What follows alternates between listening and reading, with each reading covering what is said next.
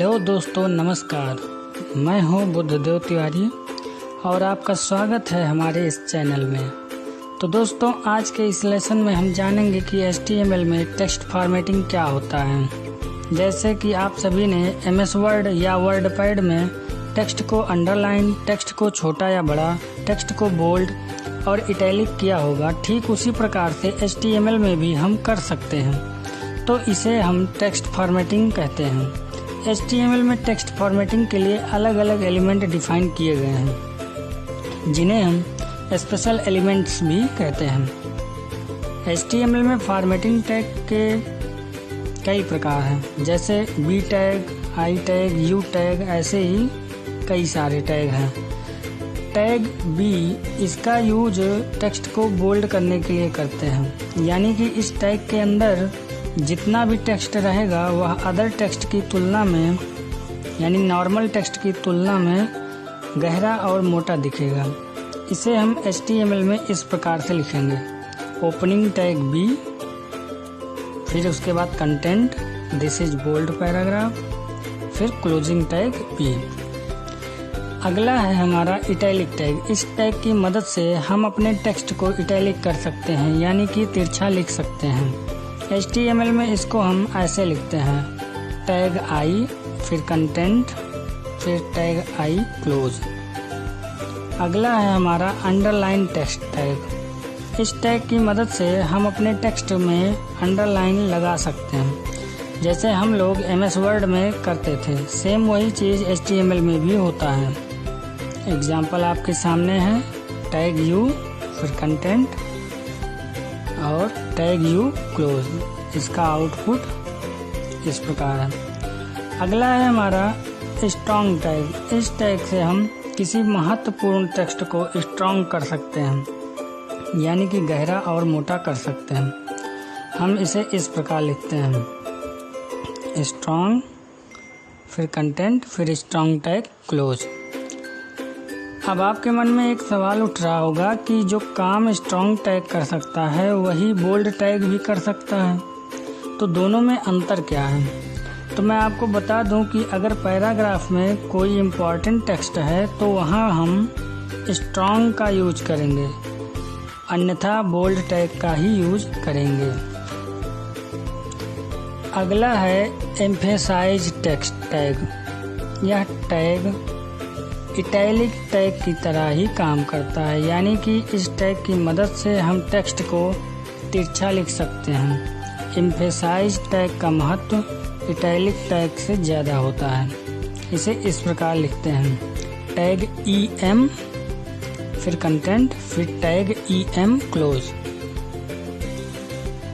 अगला है हमारा स्ट्राइक थ्रू टैग। इस टैग की मदद से हमारे टेक्स्ट के बीच में एक लाइन खिंच जाती है। इसे इस प्रकार डिफाइन किया जाता है: स्ट्राइक, फिर कंटेंट, फिर स्ट्राइक टैग क्लोज। दोस्तों, अभी हम जितने भी फॉर्मेटिंग टेक्स्ट के टैग हैं उनको यहाँ पर समझ लेते हैं, फिर इसके बाद आपको सारे टैग के एग्जाम्पल को ब्राउज़र में रन कराकर देखेंगे। अगला है हमारा मार्क्ड टेक्स्ट टैग। इस टैग के द्वारा हम इम्पोर्टेंट टेक्स्ट को हाईलाइट कर सकते हैं। मार्क एलिमेंट को इस प्रकार डिफाइन किया जाता है: टैग मार्क, फिर कंटेंट, फिर टैग मार्क क्लोज। अगला है हमारा इंसर्टेड टेक्स्ट टैग। इसकी मदद से हम एक शब्द की जगह दूसरे शब्द को इंसर्ट करते हैं। इसे इस प्रकार डिफाइन करते हैं: टैग INS, फिर कंटेंट, फिर टैग INS क्लोज।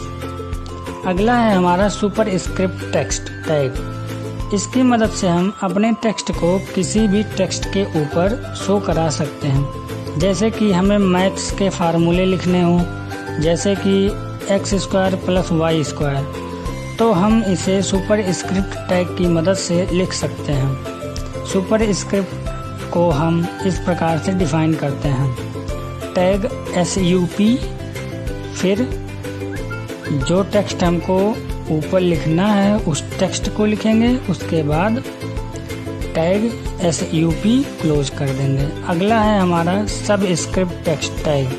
इसकी मदद से हम अपने टेक्स्ट को किसी भी टेक्स्ट के नीचे शो करा सकते हैं। जैसे कि हमको लिखना है H2O। इसे लिखने के लिए हमको इस टैग की आवश्यकता पड़ती है। इसे इस प्रकार डिफाइन करते हैं, टैग SUB फिर टेक्स्ट फिर टैग SUB क्लोज। अब इसी प्रकार से HTML में फॉर्मेटिंग टेक्स्ट के लिए अलग अलग प्रकार के टैग हैं, जिन्हें हम ब्राउज़र में रन कराकर देखेंगे। तो दोस्तों, यहाँ पर हमने नोटपैड में फॉर्मेटिंग टेक्स्ट के लगभग सारे टेक्स्ट के एग्जाम्पल को लिख लिया है।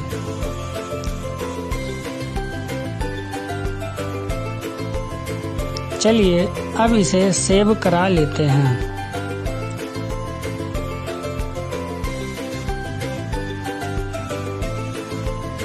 formatting.html।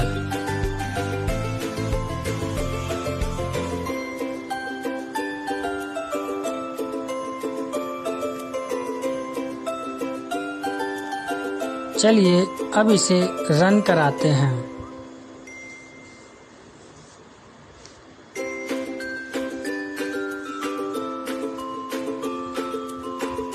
तो दोस्तों, यहाँ पर आपको विभिन्न प्रकार के फॉर्मेटिंग टेक्स्ट के टैग के एग्जाम्पल दिख रहे हैं तथा इसमें हर एग्जाम्पल में टैग का नाम लिखा गया है कि कौन सा टैग हमने यूज किया है।